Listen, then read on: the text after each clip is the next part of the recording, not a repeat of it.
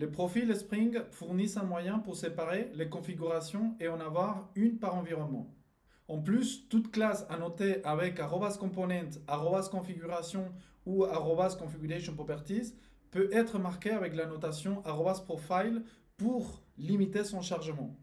Voici un exemple avec la notation @profile sur une classe de configuration. Comme vous pouvez le voir à l'écran, notre classe s'appelle prod database config. Et là, on retrouve la notation @profile. Et là, on indique tout simplement le nom de ce profil. Dans ces cas-là, c'est production. Ce qui veut dire que cette classe de config va se charger uniquement si on lance l'application avec un profil actif Spring qui s'appelle production.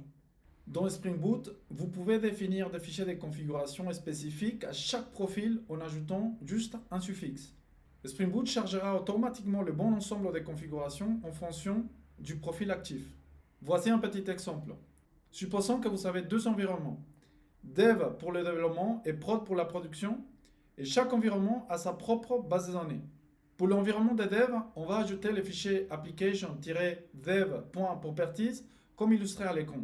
Dans le premier carré noir, on peut constater tout simplement que la base de données qu'on va utiliser en dev, c'est une base de données en mémoire H2.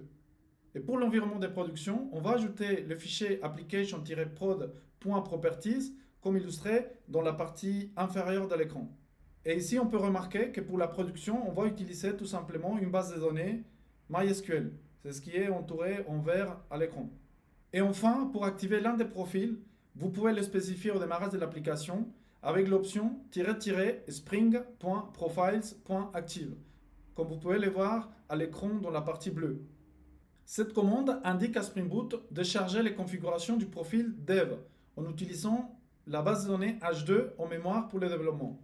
Pour la production, il faudra remplacer dev par prod dans cette commande et Spring Boot utilisera MySQL comme spécifié dans le fichier application-prod.properties.